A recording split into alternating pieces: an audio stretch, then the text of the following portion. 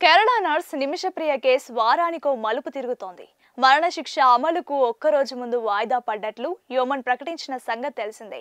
నిమిష తల్లి విజ్ఞప్తి, మత పెద్దల జోక్యంతో శిక్ష అమలును తాత్కాలికంగా నిలుపుదల చేస్తూ ఆ దేశ అధ్యక్షుడు రషద్ అల్ అల్మీ ఉత్తర్వులు వెలువరించారు.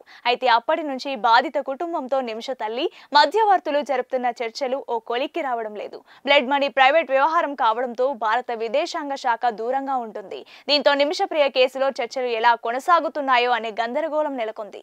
ఈ క్రమంలో ఇప్పుడు మరో ట్విస్ట్ చోటు చేసుకుంది. 2017లో తన వ్యాపార భాగస్వామి తలాల్ అబ్ద్ మెహరీని హతమార్చిన కేసులో నిమిషప్రియకు మరణశిక్ష పడింది. అయితే నిమిషకు వెంటనే మరణశిక్ష అమలు చేయాలని అతని సోదరుడు అబ్దుల్ ఫతాహ్ మెహరీ గట్టిగా డిమాండ్ చేస్తున్నాడు. ఈ మేరకు యోమన్ డిప్యూటీ జనరల్ ను కలిసి మరణశిక్ష తేదీ అమలుకు తేదీని ఖరారు చేయాలని కోరాడు.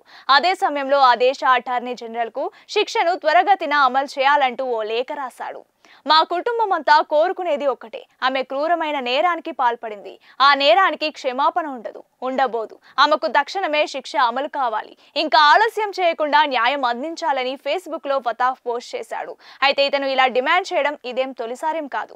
కోర్టు ఉత్తర్వుల ప్రకారం వాస్తవానికి నిమిషకు మరణశిక్ష జూన్ 7వ తేదీనే అమలు కావాల్సి ఉందని, అయితే దానిని జూలై 16వ తేదీ వరకు వాయిదా వేశారు. అప్పటి నుంచి అమలు చేయకుండా పెండింగ్ లో ఉంచారని ఫతాహ్ ఆరోపిస్తున్నాడు.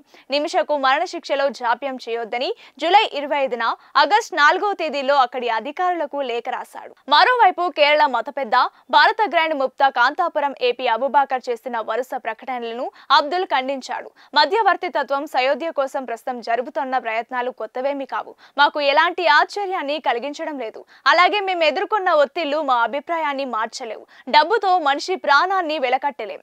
ఇది ఆ మత పెద్దలు అర్థం చేసుకుంటే మంచిది. నిమిషకు శిక్ష పడితేనే మా కుటుంబానికి న్యాయం దక్కేదని అంటున్నాడు. మరోవైపు నిమిషప్రియ వ్యవహారంలో భారత ప్రభుత్వం తాము చేయగలిగిందంతా చేశామంటూ ఇదివరకే ప్రకటించింది. అయితే శిక్ష వాయిదా ప్రకటనను అధికారికంగా ధృవీకరించిన విదేశాంగ శాఖ ఏదైనా పురోగతి కనిపిస్తే అధికారికంగా తామే ప్రకటిస్తామని, అప్పటిదాకా వదంతులను నమ్మవద్దంటూ స్పష్టం చేస్తూ వస్తోంది. అది విషయం.